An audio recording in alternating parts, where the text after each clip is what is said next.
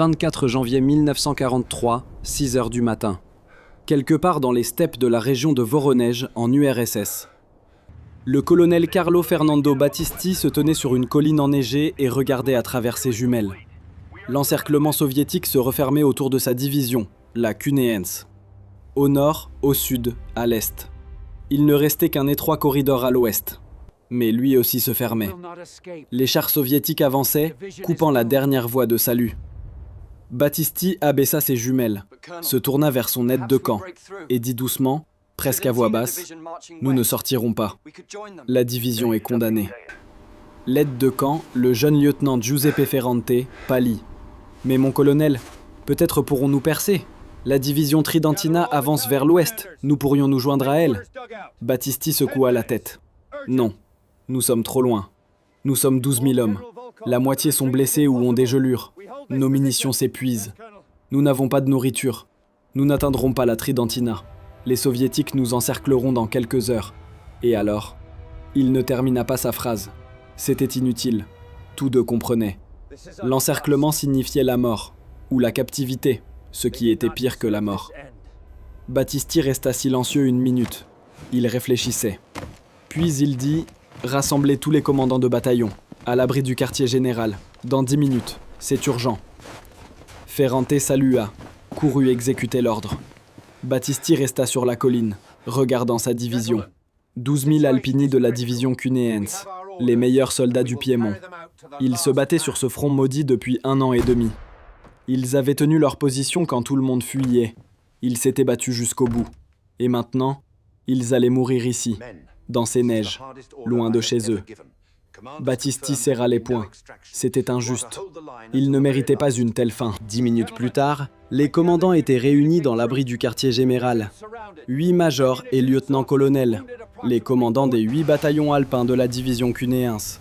Ils se tenaient autour de la table sur laquelle était dépliée une carte.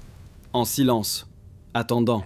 Battisti entra, ferma la porte, les regarda un par un, puis il dit « Messieurs, je vous ai réunis pour vous dire la vérité.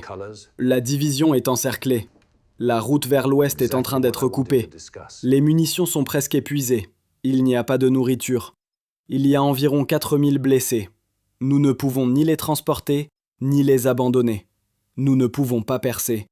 La division est condamnée. » Un silence. Lourd. Écrasant. Puis le major Antonio Greco, commandant du 1er bataillon alpin, demanda doucement. « Et le drapeau ?» Tous le regardèrent, puis regardèrent Battisti. Le colonel hocha lentement la tête. « Oui, le drapeau. C'est précisément de cela que je voulais parler. Le drapeau du régiment de la division Kuneens. Un tissu de soie, brodé d'or. D'un côté, le blason de la maison de Savoie. De l'autre, l'emblème alpin avec l'inscription Kuneens. Le drapeau avait été créé en 1872. 70 ans d'histoire. 70 ans de victoire. Première guerre mondiale, le drapeau avait traversé les Dolomites, l'enfer des sommets glacés, les avalanches et les explosions de mines. Le drapeau avait vu la mort de 10 000 alpini dans les Dolomites, mais avait survécu, était rentré avec les honneurs. Le drapeau portait des rubans de décoration, une médaille d'or de la vaillance militaire, 2 d'argent, 3 de bronze. Chaque ruban, c'était du sang, du sacrifice, un exploit.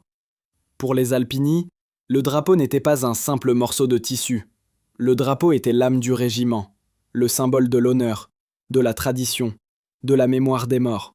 Quand une nouvelle recrue rejoignait le régiment, elle embrassait le drapeau, jurait de le défendre, de mourir, mais de ne pas le laisser tomber aux mains de l'ennemi. Ce serment était sacré. Le violer, c'était trahir tous ceux qui avaient servi sous ce drapeau, tous ceux qui étaient morts pour lui. Battisti regarda ses commandants. « Messieurs, nous allons mourir ici. Dans 1 jour, peut-être 2. Les troupes soviétiques nous encercleront, nous nous battrons, jusqu'au bout. Mais nous perdrons. Nous sommes trop peu nombreux, ils sont trop nombreux. Quand la fin viendra, certains d'entre nous seront encore en vie, blessés, prisonniers. Et alors, qu'adviendra-t-il du drapeau ? Les soviétiques le captureront, l'emmèneront à Moscou, l'exposeront dans un musée, comme un trophée, comme le symbole de notre défaite. C'est insupportable. Le lieutenant-colonel Luigi Martinelli, commandant du 3e bataillon, dit d'une voix rauque « Nous ne pouvons pas permettre cela. Le drapeau ne doit pas tomber aux mains de l'ennemi. Jamais. » Les autres hochèrent la tête. D'accord. Mais que faire? Comment sauver le drapeau? Le major Greco prononça ce que tout le monde pensait, mais que personne n'osait dire. Il faut détruire le drapeau. Le brûler, pour qu'il ne tombe pas aux mains de l'ennemi. Un silence. Terrifiant. Brûler le drapeau? C'est impensable. C'est un sacrilège. Le drapeau de la division est une relique sacrée. On ne peut pas le toucher. On le transporte dans un étui spécial. On ne le sort que pour les cérémonies. On ne le touche qu'avec des gants blancs. Et maintenant, le brûler? Réduire en cendres 70 ans d'histoire? Mais il n'y avait pas d'alternative. Si les soviétiques capturaient le drapeau, ce serait encore pire. Ce serait une honte éternelle. Le drapeau dans un musée ennemi. Des millions de citoyens soviétiques le regarderaient, riraient. C'est un drapeau italien. Le symbole des envahisseurs vaincus. Non, cela ne doit pas arriver. Mieux vaut le brûler. Mieux vaut la cendre que la honte. Battisti demanda doucement. Y a-t-il des objections? Personne ne répondit. Tous se turent. Certains pleuraient. Silencieusement, sans un bruit. Les larmes coulaient sur leurs visages. Ils comprenaient la nécessité, mais cela ne rendait pas les choses plus faciles. Détruire le drapeau, c'était comme tuer une partie de soi-même. Une partie de l'âme de la division. Battisti hocha la tête. C'est décidé. Ce soir, à la tombée de la nuit, nous nous réunirons, tous les officiers de la division. Nous ferons une cérémonie. Nous dirons adieu au drapeau. Puis nous le brûlerons. Nous disperserons les cendres au vent, pour qu'il ne reste rien, pour que l'ennemi ne trouve même pas des fragments calcinés. Les commandants hochèrent la tête. Ils acceptaient la décision la plus difficile de leur vie. 24 janvier, 18h, la nuit. Une tempête de neige. Le vent hurlait dans la steppe. Température, moins 37. Dans un petit vallon, à l'abri du vent, les officiers de la division Cuneense étaient réunis. 112 hommes. Tous ceux qui avaient pu venir. Ils formaient un cercle. Au centre, le colonel Battisti. Entre ses mains, le drapeau. Déployé. La soie flottait au vent. La broderie dorée brillait à la lumière des torches. Les officiers regardaient le drapeau. Beaucoup pleuraient ouvertement. Certains s'étaient agenouillés, priaient. L'aumônier de la division, le père Carlo Renzi, s'avança, leva un crucifix, commença une prière. « Seigneur, accueille entre tes mains le drapeau de la division Cuneense. Ce drapeau a vu 70 ans de service, a vu des victoires et des défaites, a vu la vie et la mort de milliers d'Alpini. Il était avec nous dans les Dolomites. Il était avec nous en Abyssinie. Il était avec nous ici, en Russie. Nous devons maintenant le détruire, pour ne pas subir la honte. Seigneur, pardonne-nous. Nous ne le faisons pas par méchanceté, nous le faisons par nécessité. Accueille le drapeau entre tes mains. Qu'il trouve la page au ciel. Amen. Amen, répétèrent les officiers. Les voix tremblaient. Beaucoup ne pouvaient pas parler, pleuraient. Battisti plia lentement le drapeau, soigneusement, comme on plie un linceul. Le posa à terre, sur un morceau de bâche. Il sortit une gourde d'essence. C'était la dernière essence de la division, quelques litres, conservée pour le générateur de la radio. Mais maintenant, la radio n'était plus nécessaire. La communication était perdue. Personne ne répondrait à leurs signaux. L'essence était nécessaire pour autre chose, pour détruire le drapeau. Battisti versa l'essence sur le drapeau, lentement, uniformément. La soie s'imbiba, s'assombrit. Les officiers regardaient, ne bougeaient pas, comme des statues. Battisti sortit une allumette, regarda ses officiers. « Messieurs, nous allons faire quelque chose qui va à l'encontre de toutes les traditions, de toute notre histoire. Mais nous n'avons pas le choix. Le drapeau ne doit pas tomber aux mains de l'ennemi. Mieux vaut que nous le détruisions nous-mêmes. Souvenez-vous, nous le faisons par amour pour la division, par respect pour ceux qui ont servi sous ce drapeau, par fidélité à leur mémoire. » Il gratta l'allumette, la flamme jaillit. Battisti se pencha, approcha le feu du drapeau. La soie s'enflamma instantanément. La flamme enveloppa le drapeau, jaune-orange, brillante. Dans l'obscurité de la steppe, elle brillait comme un feu de joie. Les officiers se tenaient autour, regardaient le drapeau brûler. Comment la flamme dévorait la soie. La broderie dorée fondait, se transformait en gouttes de métal, tombait dans la neige, sifflait. Le blason de la maison de Savoie disparaissait dans le feu. L'emblème alpin noircissait, se recroquevillait, se réduisait en cendres. 70 ans d'histoire partaient en fumée, se transformaient en poussière, en néant. 5 minutes plus tard, il ne restait du drapeau que des fragments incandescents. Battisti les écrasa du pied, les réduisit en cendres. Le vent emporta les cendres, les dispersa dans l'obscurité. Sur la steppe, le drapeau n'existait plus. La division cunéense restait sans drapeau, sans âme, sans symbole. Les officiers restèrent silencieux, regardant l'endroit où le drapeau avait brûlé. Il n'y avait plus qu'une tache noire sur la neige et quelques morceaux de métal fondu, les restes de la broderie dorée. Battisti les ramassa, les enveloppa dans un mouchoir, les glissa dans la poche intérieure de son uniforme. Si l'un d'entre nous survit, qu'il rapporte ça à la maison, à Cogny, qu'il le donne au musée des Alpini, pour que les gens sachent que le drapeau n'est pas tombé aux mains de l'ennemi. Nous l'avons détruit nous-mêmes, par honneur. Le major Gréco demanda d'une voix rauque. Et que dirons-nous à ceux qui sont restés à la maison, aux familles des morts, aux vétérans? Comment expliquerons-nous que nous avons brûlé le drapeau? Battisti le regarda. Nous dirons la vérité. Nous avons fait ce que nous devions faire. Sauver l'honneur de la division. Empêcher que le drapeau ne devienne un trophée pour l'ennemi. Ils comprendront. Ce sont des Alpini. Ils savent que l'honneur est plus important que le tissu. Mais Battisti se trompait. Tous ne comprirent pas. Tous ne pardonnèrent pas. Mais cela viendrait plus tard, après la guerre. Pour l'instant, il n'y avait que la nuit, la tempête de neige, l'encerclement, et la cendre sur la neige. La cendre d'un drapeau qui avait traversé 70 ans d'histoire, et qui avait brûlé en 5 minutes. 25 janvier, aube. Les troupes soviétiques lancèrent l'assaut sur les positions de la division cunéense. Artillerie, chars, infanterie. Une attaque massive. Les Alpini ripostèrent, avec désespoir. Mais les munitions étaient presque épuisées. 3 heures plus tard, les cartouches commençaient à manquer. Les soldats tiraient au coup par coup, économisés. 6 heures plus tard, la moitié des bataillons n'avaient plus de munitions. Les soldats se battaient à la baïonnette, au couteau, à la crosse, avec des pierres, à main nue. Les troupes soviétiques avançaient lentement, subissaient de lourdes pertes. Les Alpini se battaient comme des bêtes, acculés, sachant qu'ils étaient condamnés, mais sans se rendre.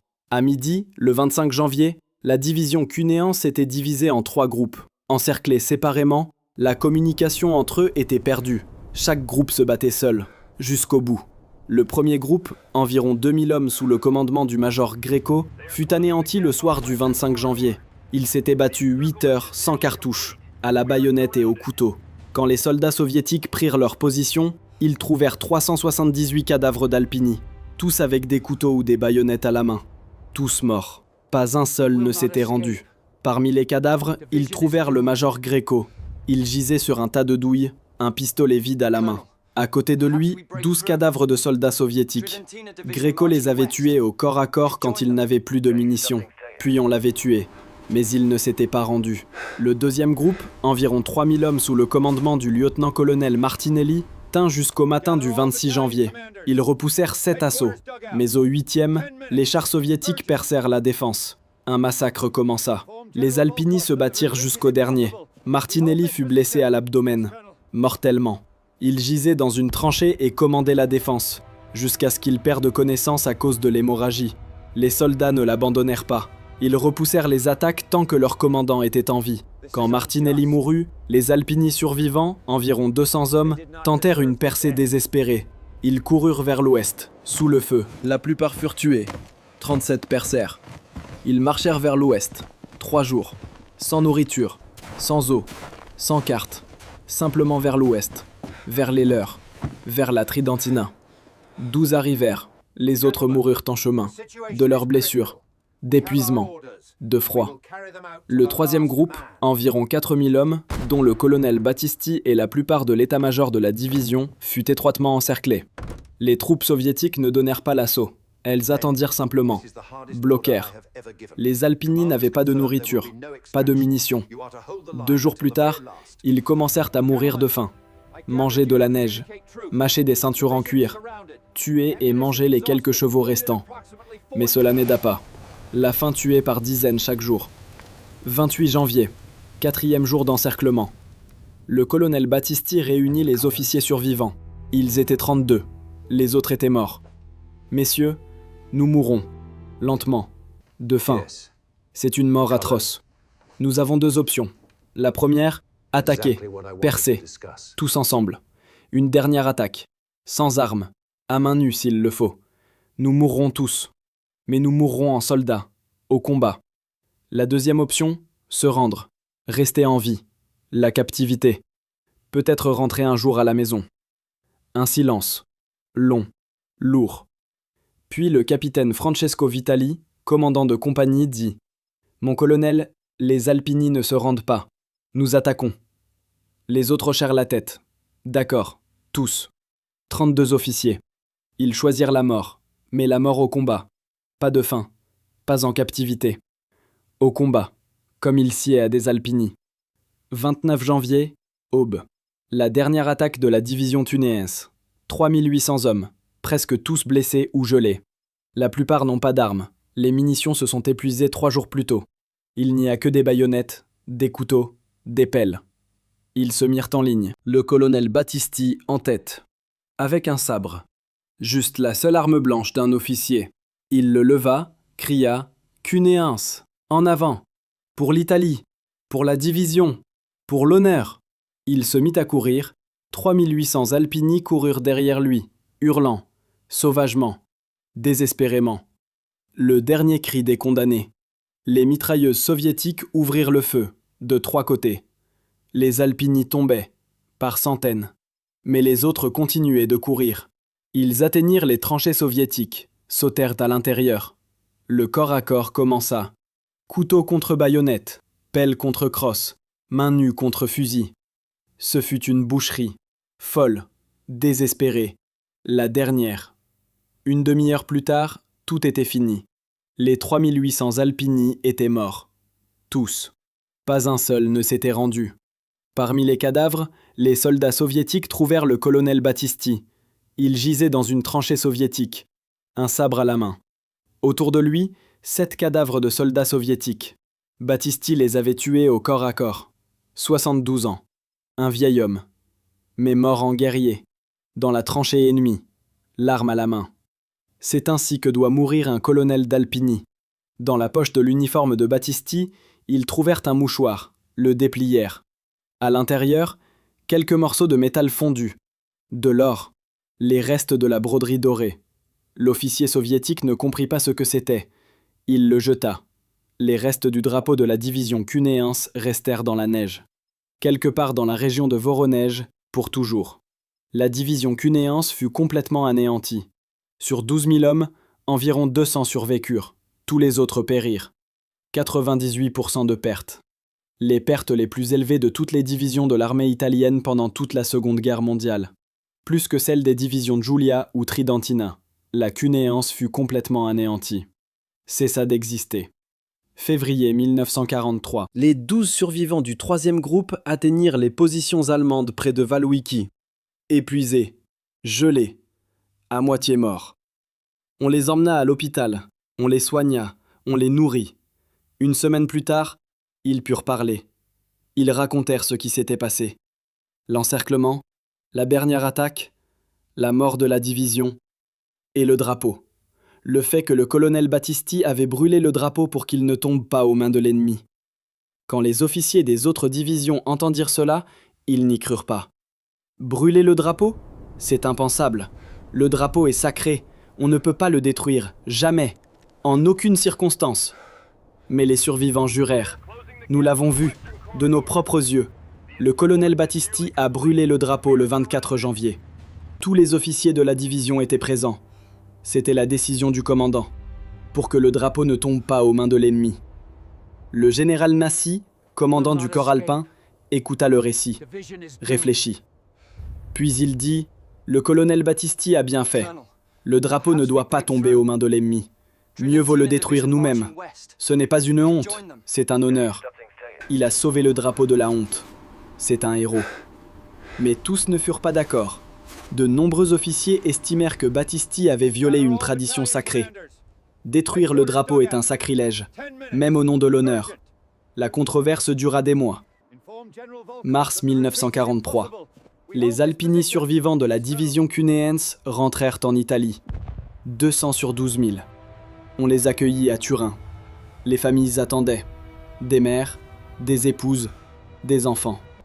Ils cherchaient les leurs, mais la plupart n'étaient pas là. 11 800 ne sont pas revenus, morts en Russie. Les familles pleuraient, criaient. « Où est mon fils ? Où est mon mari ? Où est mon père ?» Les survivants se turent. Que dire ? Ils sont morts. Tous. Gelés. Morts de faim. Tués au combat. Restés dans les neiges de Russie. Une nouvelle se propagea parmi les familles. Le drapeau a été brûlé. La division est sans drapeau. Les gens ne comprenaient pas. Comment est-ce possible ? Le drapeau, c'est l'âme de la division. Comment peut-on brûler l'âme ? Des accusations fusèrent. Le colonel Battisti est un traître. Il a détruit le drapeau. Réduit en cendres 70 ans d'histoire. Mais les survivants défendirent leur commandant. Il a bien fait. Il a empêché que le drapeau ne tombe aux mains de l'ennemi. C'est un héros. La controverse dura des années. L'Italie était divisée. Certains disaient que Battisti était un héros. Il avait sauvé l'honneur de la division. D'autres disaient que Battisti était un criminel. Il avait détruit une relique sacrée. Les débats étaient vifs, acrimonieux. Parfois, ils en venaient aux mains. Des vétérans des divisions Tridentina et Giulia disaient « Nos commandants n'ont pas brûlé les drapeaux. Nous les avons sauvés. Nous les avons ramenés à travers la marche de la mort. Nous les avons ramenés à la maison. » Mais la Cuneiense a brûlé son drapeau. C'est une honte. Les survivants de la Cuneiense criaient en retour. « Vous ne comprenez pas. Nous étions encerclés, condamnés. Il n'y avait aucune chance de sauver le drapeau. Le colonel Battisti a fait la seule chose juste. Il a empêché que le drapeau ne devienne un trophée. » La controverse atteignit le gouvernement. Le ministère de la Défense créa une commission pour enquêter sur la destruction du drapeau. Était-ce justifié ou un crime ? La commission travailla 6 mois, interrogea tous les survivants, étudia les documents, les rapports, les témoignages. La conclusion fut ambiguë. Le colonel Battisti a agi dans des circonstances extrêmes. La division était encerclée et condamnée. Le drapeau ne pouvait être sauvé. La décision de détruire le drapeau était motivée par le désir d'empêcher sa capture par l'ennemi. D'un point de vue formel, c'est une violation des traditions militaires. D'un point de vue moral, c'est un acte d'honneur. La commission ne peut ni condamner ni justifier de manière concluante les actions du colonel Battisti. Cela ne satisfit personne. Ceux qui considéraient Battisti comme un héros disaient « La commission est lâche, elle ne veut pas admettre la vérité ».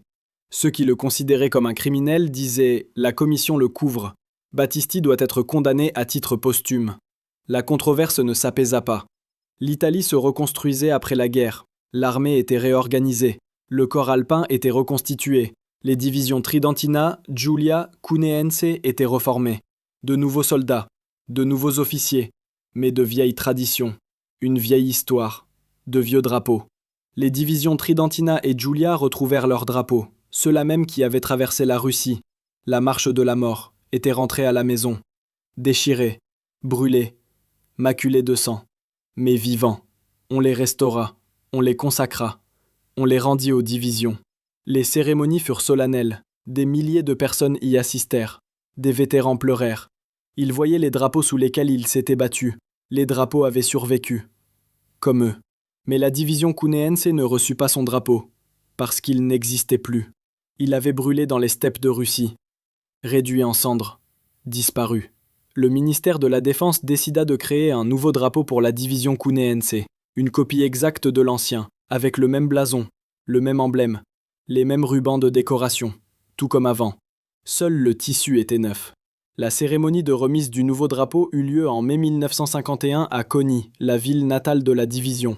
Des milliers de personnes se rassemblèrent sur la place principale. Des vétérans, des familles de défunts, de simples citadins. On apporta le nouveau drapeau au son des tambours. On le déploya. La soie brillait au soleil. La broderie dorée scintillait. Identique à l'ancien. Mais ce n'était pas le même drapeau. Tout le monde le sentait. Parmi les spectateurs se trouvaient les 12 survivants du 3e groupe. Ceux qui avaient vu Battisti brûler le drapeau. Ils regardaient le nouveau drapeau et pleuraient. Pas de joie, de douleur. Ce n'était pas leur drapeau. Leur drapeau avait brûlé, dans les meiges de Russie, avec 11 800 camarades. Ce nouveau drapeau est beau, correct, mais vide. Il n'a pas d'âme. L'âme est restée dans les cendres, en Russie. L'un des 12, le capitaine Vitali, celui-là même qui avait dit « Les Alpini ne se rendent pas », s'approcha du micro. On lui avait demandé de prendre la parole. de dire quelques mots. Vitali se tint devant la foule, resta silencieux 1 minute, puis il dit d'une voix rauque : « C'est un beau drapeau, mais ce n'est pas notre drapeau. Notre drapeau a brûlé le 24 janvier 1943. Le colonel Battisti l'a brûlé. Nous l'avons tous vu. Tous les officiers de la division étaient présents. Nous avons pleuré. Mais nous comprenions. Le drapeau ne doit pas tomber aux mains de l'ennemi. Le colonel a bien fait. Il a sauvé l'honneur de la division. L'honneur est plus précieux que le tissu. Notre drapeau est mort avec honneur, dans le feu, pas entre les mains de l'ennemi. Ce nouveau drapeau servira à une nouvelle division, mais nous nous souvenons de l'ancien drapeau. Toujours. Il est resté en Russie, en cendres, avec 11 800 de nos frères. Nous ne les oublierons pas. Et nous n'oublierons pas le drapeau sous lequel ils sont morts. La foule se tut. Beaucoup pleuraient. Vitali s'éloigna du micro, s'assit, se couvrit le visage de ses mains, pleurait. Un vieux soldat, 73 ans, pleurait comme un enfant, se souvenant de ce soir-là, le 24 janvier. La tempête de neige, l'obscurité, le cercle d'officiers, le drapeau entre les mains de Battisti, la flamme, la cendre, la fin d'une époque.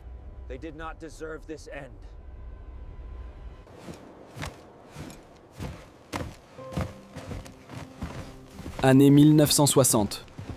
La controverse sur le drapeau ne s'apaisa pas.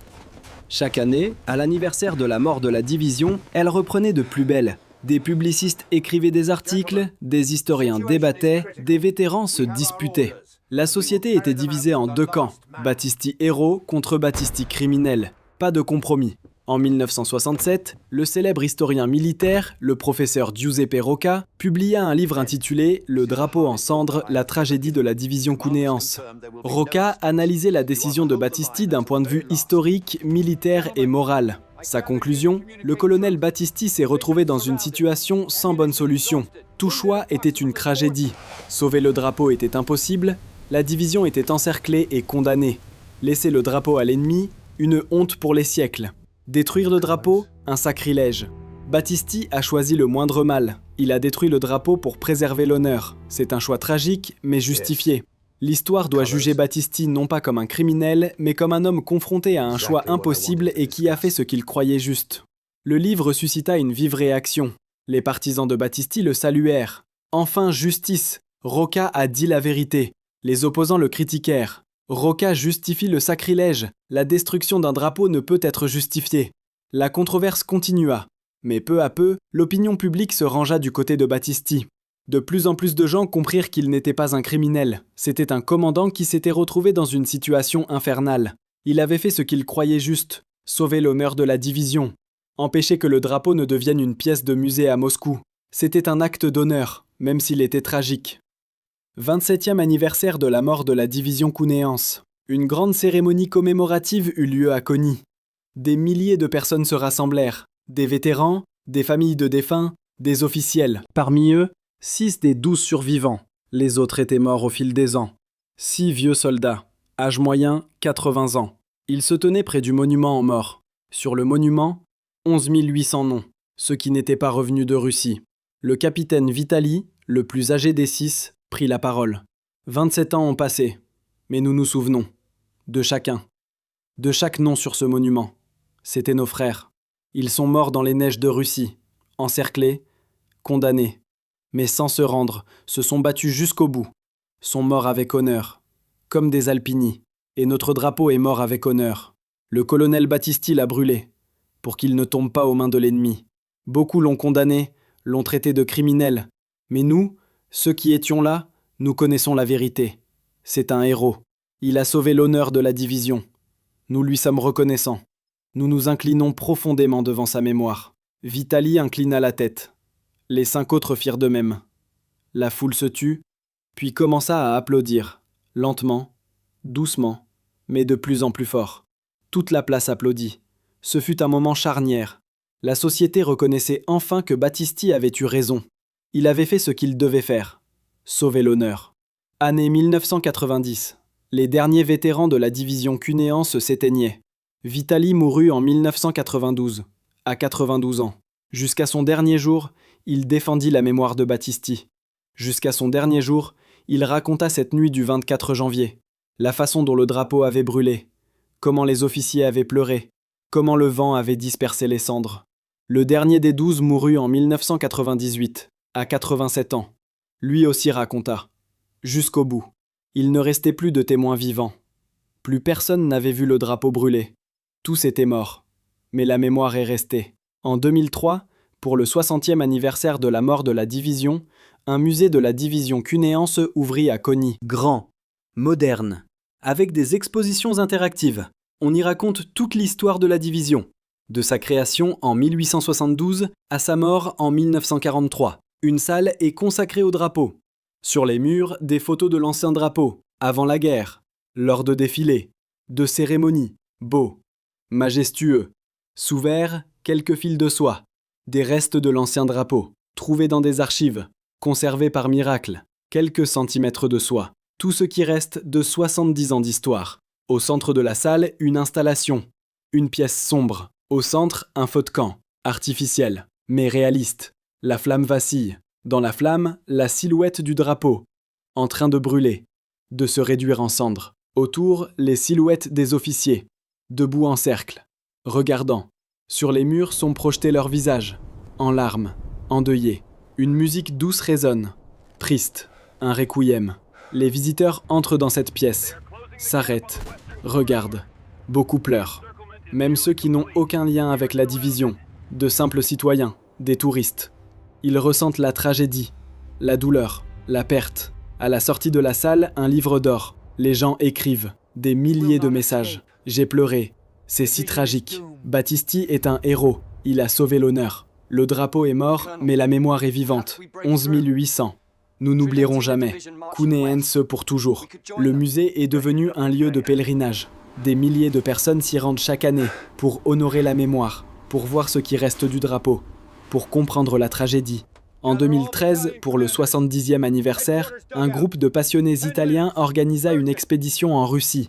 L'objectif, trouver le lieu de la mort de la division cunéense. L'endroit exact est inconnu.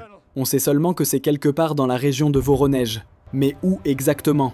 Le groupe étudia les archives soviétiques, les documents allemands, les témoignages des survivants, compara les données. Après 1 an de travail, ils trouvèrent un emplacement approximatif. Une steppe, vide, rien de spécial. Mais peut-être ici. L'expédition s'y rendit en janvier 2014, 71 ans plus tard. Ils creusèrent la neige, utilisèrent des détecteurs de métaux, trouvèrent beaucoup de choses. Des douilles, des éclats d'obus, des boutons, des pièces de monnaie, des médaillons, des restes d'équipements. C'était un champ de bataille. C'est ici qu'ils s'étaient battus, qu'ils étaient morts. Ils trouvèrent quelques squelettes, dans des restes d'uniformes italiens. Impossible de les identifier. On les enterra sur place, avec les honneurs. On planta une croix.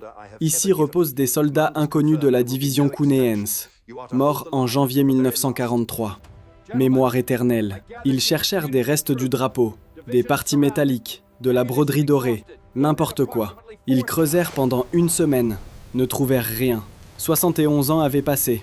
La terre, la neige, le vent, tout avait été effacé. Le drapeau avait complètement disparu, réduit en poussière, dispersé dans la steppe. Il n'existe plus. Nulle part, seulement dans la mémoire. L'expédition rentra en Italie, ramena ses trouvailles, les remit au musée de Cogny. Les douilles, les boutons, les médaillons. Ils furent exposés dans une vitrine séparée, trouvée sur le lieu de la mort de la division cunéense, janvier 2014. Les gens viennent, regardent, touchent le verre, tentent de toucher le passé. Ceux qui sont morts là-bas, dans la neige, encerclés, condamnés, mais qui ne se sont pas rendus. Aujourd'hui, 82 ans plus tard, la division cunéense existe. Moderne, mécanisée, avec des chars et des véhicules de combat d'infanterie. Elle est basée à Cogny. Elle a un drapeau. Celui-là même, créé en 1951. Une copie. Il est beau. Correct. Lors des cérémonies, on le porte avec les honneurs. Les soldats saluent. L'orchestre joue la marche. Tout comme il se doit. Mais tout le monde le sait. Ce n'est pas le même drapeau. L'autre a brûlé. En Russie, le 24 janvier 1943, entre les mains du colonel Battisti, en présence de 112 officiers, qui pleuraient, mais comprenaient. Le drapeau ne doit pas tomber aux mains de l'ennemi. Mieux vaut la cendre que la honte. Et chaque année, le 24 janvier, anniversaire de la destruction du drapeau, une cérémonie spéciale a lieu dans les casernes de la division Cunéense, officieuse. Elle ne fait pas partie du règlement de l'armée, mais c'est une tradition. Les soldats se rassemblent le soir, les officiers racontent l'histoire, la façon dont leurs prédécesseurs ont brûlé le drapeau pour ne pas le donner à l'ennemi, la façon dont la division est morte, 11 800 sur 12 000, 98%, les pertes les plus élevées. Mais ils ne se sont pas rendus, se sont battus jusqu'au bout, sont morts avec honneur. Puis, une minute de silence, pour les morts, pour le drapeau, pour l'honneur. Les soldats se tiennent au garde à vous, en silence, pensent à ceux qui les ont précédés, à ceux qui sont morts dans les mèches de Russie, au drapeau qui n'existe plus, mais dont la mémoire est vivante, sera vivante pour toujours, tant que la division cunéense existera, tant que les Alpini vivront, tant qu'on se souviendra. À la fin de la cérémonie, le sergent le plus ancien lit des noms. 112 noms, des officiers présents lors de la crémation du drapeau. Il lit lentement, clairement. Après chaque nom, une pause. Les soldats dans la salle répondent en chœur « présent », comme si ces officiers étaient là, parmi eux. C'est un rituel ancien, l'appel des morts, pour se souvenir, pour ne pas oublier. Le dernier nom, colonel Carlo Fernando Battisti. Une pause, longue, lourde. Puis la salle en chœur, présent. Et ils ajoutent, héros. Ce n'est pas prévu par le rituel, mais c'est une tradition. On appelle Battisti un héros, toujours, parce qu'il le mérite. Il a brûlé le drapeau, commis un sacrilège, violé les traditions, mais il a sauvé l'honneur. N'a pas laissé le drapeau devenir un trophée. C'était un acte d'honneur. Tragique, douloureux, mais honorable. Les familles des morts se souviennent aussi. À Coni et dans les environs vivent les descendants des 11 800 Alpini morts de la division cunéense. Des petits-enfants, des arrière-petits-enfants. Ils ont grandi avec les histoires de leurs aïeux, la Russie, le froid, la faim, le dernier combat, le drapeau. Ils savent que leurs aïeux ne sont pas revenus, sont morts quelque part dans les steppes, enterrés dans des fosses communes, ou simplement restés dans la neige, non retrouvés, non identifiés. Chaque année, à l'anniversaire, ils se rendent au monument, apportent des fleurs, les photos de leurs aïeux, se tiennent là, en silence, pleurent. Leurs aïeux n'ont pas vu le drapeau brûler. La plupart sont morts après, dans les derniers combats. Mais ils se sont battus pour le drapeau, pour la division, pour l'honneur. Et maintenant, leurs petits-enfants se souviennent, transmettent la mémoire aux générations suivantes. Marta Rosso, arrière-petite-fille du soldat Giuseppe Rosso, mort dans la dernière attaque, apporte chaque année la photo de son arrière-arrière-grand-père au monument. Elle a 23 ans. Elle est née 60 ans après sa mort. Ne l'a jamais vu, mais connaît son histoire. Sa mère la lui a racontée. Sa grand-mère la lui a racontée. Son arrière-arrière-grand-père Giuseppe était un simple soldat, de 22 ans. Il est mort dans la dernière attaque le 29 janvier. A couru avec ses camarades vers les tranchées soviétiques. Sans armes, avec un couteau. A été fauché par une rafale de mitrailleuse. Est tombé dans la neige. Ne s'est plus relevé. Marta se tient près du monument, tient la photo. Un jeune gars, uniforme d'Alpini, un sourire fier.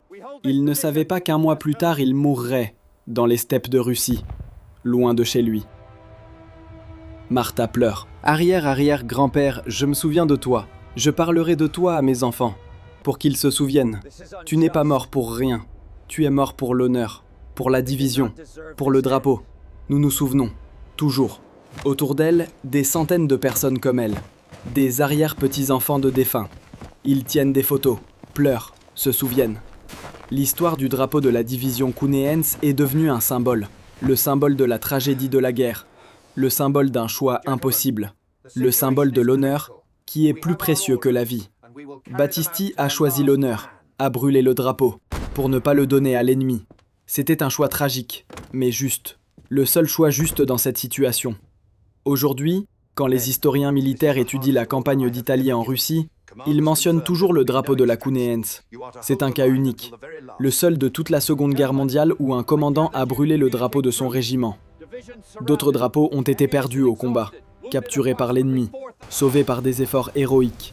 Mais un seul a été brûlé, le drapeau de la cunéense. Le 24 janvier 1943, dans les steppes de la région de Voronezh, entre les mains du colonel Battisti, en présence de 112 officiers, qui pleuraient, mais comprenaient. Ce ne fut pas de la lâcheté, ce ne fut pas de la trahison. Ce fut un acte d'honneur désespéré, le dernier acte d'un commandant qui savait que sa division était condamnée, que ses soldats allaient mourir, mais que le drapeau ne tomberait pas aux mains de l'ennemi. Il s'en assurerait, il le brûlerait lui-même, le réduirait en cendres, le disperserait au vent, et le drapeau mourrait avec honneur, comme sa division, avec honneur, jusqu'au bout. 82 ans ont passé.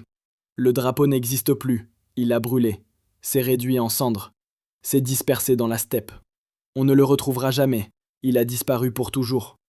Mais sa mémoire est vivante. Sera vivante pour toujours. Car le drapeau de la cunéance, ce n'est pas du tissu, c'est une idée, l'honneur, le sacrifice, la fidélité jusqu'à la mort, et cette idée est immortelle. Tant qu'on se souviendra des 11 800, le drapeau sera vivant.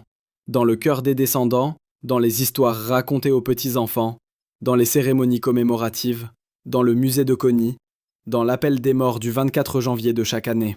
Le drapeau a brûlé, mais n'est pas mort.